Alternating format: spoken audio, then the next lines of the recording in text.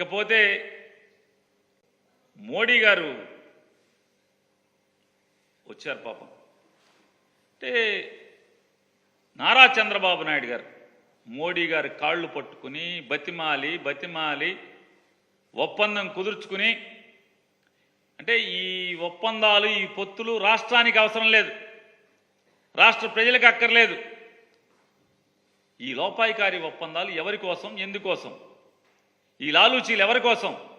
అంటే వీళ్ళు కూడబలుక్కుని ఈ రాష్ట్రానికి ఏం చేస్తారో చెప్పకుండానే, ఈ రాష్ట్ర ప్రజలకు ఎందుకు వీళ్ళకి ఓటేయాలో చెప్పకుండానే వీళ్ళు కూడబలుకుంగానే వెంటనే మనందరం ఓటేసేయాలంట, జగన్ గారిని ఓడిచ్చేయాలంట. సభ జరుపుకోవటం చేత కాదు, మైకు మోగదు. మైకు ముందు సాక్షాత్తు ఈ దేశ ప్రధాని పావుగంట సేపు బొమ్మలాగా నుంచునే పరిస్థితి.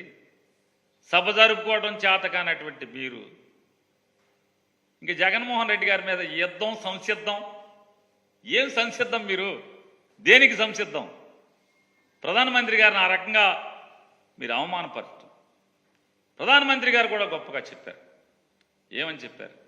అయోధ్యలో రాముణ్ణి స్థాపించుకున్నాం, ఇది దేశానికి గర్వం. కానీ అయోధ్యలో రాముణ్ణి స్థాపించుకున్నటువంటి మోడీ గారు చిలకలూరిపేటొచ్చి ఈ బెజవాడలో 40 గుళ్ళు ధ్వంసం చేసి దేవుళ్ళ విగ్రహాల్ని చెత్తకుండీలో నుంచోబెట్టినటువంటి, ఏమనాలి అతన్ని? అతని పక్కన మీరు కూర్చుని కబుర్లు చెప్పుకుంటుంటే, ఏకైకలు పక్కలు అక్కడ ఉంటే ఎవరిని అవమానిస్తున్నారు, ఎవరిని మోసం చేస్తున్నారు మోడీ గారు? మీరు ఏది మీ నిబద్ధత?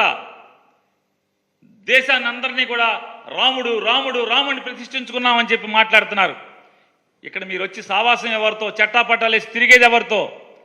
40 దేవుళ్ళ గుళ్ళని ధ్వంసం చేసినోడితో మీరు ఇక్కడ సావాసమా? మీరు దేవుడి గురించి, మీ నిబద్ధత గురించి ఎలా నమ్మాలి ఈ ఆంధ్ర రాష్ట్ర ప్రజలు?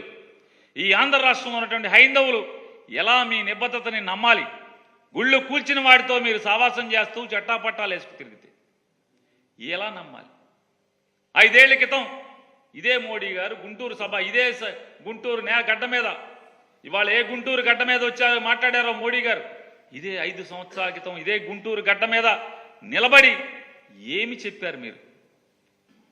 చంద్రబాబు నాయుడు ఒక అవినీతి పరుడు, అవినీతిలో కూరుకుపోయినటువంటి పచ్చి రాజకీయ దగాకోరు.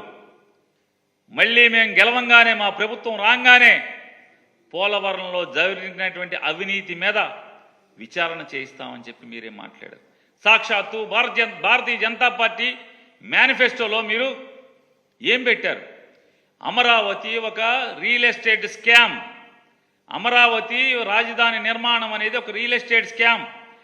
మా ప్రభుత్వం ఎన్నికలవ్వగానే, మా ప్రభుత్వం రాగానే అమరావతి స్కామ్ మీద ఒక స్పెషల్ ఇన్వెస్టిగేటివ్ టీంని ఏర్పాటు చేసి బాధ్యులైనటువంటి ప్రతి ఒక్కరిని కూడా జైల్లో పడేయిస్తామని చెప్పని మీ మేనిఫెస్టోలో పెట్టారు. ఏమైంది ఆ మేనిఫెస్టో? మరి మాకు సమాధానం చెప్పాలి కదా ఈ ఆంధ్ర రాష్ట్ర ప్రజలకి. అమరావతి స్కామ్ ఏమైంది? పోలవరం పూర్తి చేస్తామని చెప్పారు, పోలవరంలో అవినీతి జరిగిందని చెప్పారు, వారం పోలవరం అని చెప్పని అంటున్నాడు అతను. కాదు, అతనికి అదొక ఏటీఎం అని చెప్పని మీరే చెప్పారు కదా. విచారణ చేస్తామన్నారు కదా. ఏమైంది విచారణ? ఆ విచారణలో చంద్రబాబు దోష నిర్దోష చెప్పరా మాకు? మీరు ప్రధానమంత్రి కదా, ప్రపంచం మొత్తం మీరు గర్వంగా తిరుగుతున్నారు కదా, నేను భారతదేశ బిడ్డనని. మరి అలాగే ఈ ఆంధ్ర రాష్ట్ర గడ్డ మీదకి వచ్చినప్పుడు, ఈ గుంటూరు గడ్డ మీదకి వచ్చినప్పుడు 5 ఏళ్ల క్రితం మీరేం చెప్పారు? ఇవాళ చంద్రబాబు నాయుడు మీరు ఎలా పునీతుడిని చేశారు? మీరు ఏ గంగా జలాన్ని పెట్టి అతను ఒళ్ళంతా కడిగారు? మీరు అతని పాపాలన్నీ ఏ గంగను తెచ్చి కడిగారు? మీరు ఇదే చంద్రబాబు నాయుడు మిమ్మల్ని అపహాస్యం చేశాడు 5 ఏళ్ల క్రితం. ఏమిచ్చాడు మోడీ? చారుడు మట్టి, చెంబుడు నీళ్లు అన్నారు. మరి ఏ ముఖం పెట్టుకుని వాళ్ళ చారుడు మట్టి, చెంబుడు నీళ్లు ఇచ్చినటువంటి మోడీని తీసుకొచ్చి మీరు ఓకే భజన చేస్తున్నారు? భజన చిడతలు పట్టుకుని యమకొట్టుడు కొడుతున్నారు. ఏంటిది? ఈ రాష్ట్రానికి ఏం చేద్దాం అనుకుంటున్నారు మీరు? ఏం చేస్తారు మీరు? ఇవాళ ఆయన చెప్తారు, నేను ఎందుకు సిద్ధం 5 అంటున్నానంటే ఇది జగన్ గారికి అనేటువంటి అనుకూలమైనటువంటి మీటింగ్. ఇది సిద్ధం 5, చిలకలూరుపేట సిద్ధం 5. ఎందుకంటే ఇవాళ ఇలా ముగ్గురు కలిసి ప్రత్యేక హోదా ఇస్తారా ఇవ్వరా, 2014లో ఇస్తామని చెప్పినటువంటి మోడీ, పవన్ కళ్యాణ్, చంద్రబాబు నాయుడు ఇవాళ అది ఉందా లేదా చెప్పరా? మాకు ఈ ఆంధ్ర రాష్ట్ర ప్రజలకి చెప్పరా? పోలవరం ప్రస్తావన ఏది? గడచిన 3 సంవత్సరాల నుంచి అయ్యా పోలవరానికి డబ్బులేయండి, రైతులకి నిర్వాసితులకు డబ్బులేయండి, కనీసం 15,000 కోట్లు వేయండి.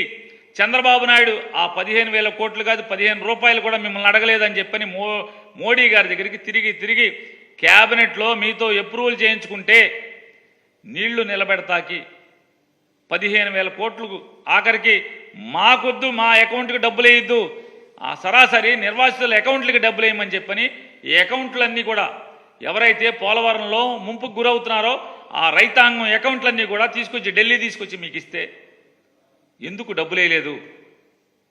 41.5 అడుగులకి డ్యామ్ ప్రోటోకాల్ ప్రకారం మొదటి సంవత్సరంలో 41.5 అడుగులు నీళ్లు నిలబెట్టాకి మాకు ఎందుకు అవకాశం లేదు?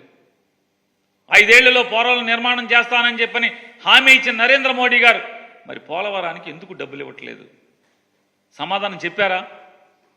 డబ్బులు ఇస్తున్నాము, ఇప్పుడు గంటలో ఇస్తున్నామని చెప్పారా? పోలవరం ప్రస్తావనే లేదు అసలు. స్టీల్ ప్లాంట్, విశాఖ ఉక్కు ఆంధ్రుల హక్కు అని చెప్పి 31 మంది ప్రాణత్యాగంతో ఏర్పాటైనటువంటి విశాఖ ఉక్కు ఉంచుతారా అమ్ముతారా? మీరు అడిగారా? పవన్ కళ్యాణ్ గారు సొల్లు మాటలు చెప్పాడు. ఆ పవన్ కళ్యాణ్ గారన్నా కనీసం తన సభలో జగన్మోహన్ రెడ్డి గారిని తిడతం తప్పితే ఈ రాష్ట్రానికి ఇది కావాలి మోడీ గారు, మీరు ఇప్పుడు ఈ సభలో సమాధానం చెప్పండి, మాకు హామీ ఇవ్వండి అని ఒక్కటంటే ఒక్క డిమాండ్ చేశారా? పాపం వెళ్ళి విశాఖ ఉక్కు ఉద్యమం చేస్తున్నటువంటి కార్మికుల దగ్గరికి వెళ్ళి ఎన్నో నాటకాలు ఆడారు కదా, ఎన్నో డ్రామాలు వేశారు కదా. ఇవాళ విశాఖ ఉక్కుని నిలబెడతాము మోడీ గారు, మీరు హామీ ఇవ్వండి ఈ ఆంధ్ర రాష్ట్ర ప్రజలకి గుంటూరు గడ్డమేంచని. ఆ ఇద్దరిలో ఎవడు మాట్లాడలా? మోడీ గారు మాట్లాడలా. ఉంచుతాడా అమ్ముతాడా అయినా చెప్పలేదు కదా, చెప్పాలి కదా. మరి ఏమని సమాధానం చెప్తారు మీరు? విశాఖ రైల్వే జోన్ ఏది? కడప స్టీల్ ప్లాంటు ఏది? ఇవాళ ఆంధ్ర రాష్ట్రానికి మోడీ గారు చెప్తున్నాడు, ఆయన ఏంటంట నీలి విప్లవాన్ని సృష్టిస్తాడంట. మొత్తం పోర్టుల నిర్మాణం, పోర్ట్ లైడ్ డెవలప్మెంట్ సృష్టిస్తాడంట మోడీ గారు.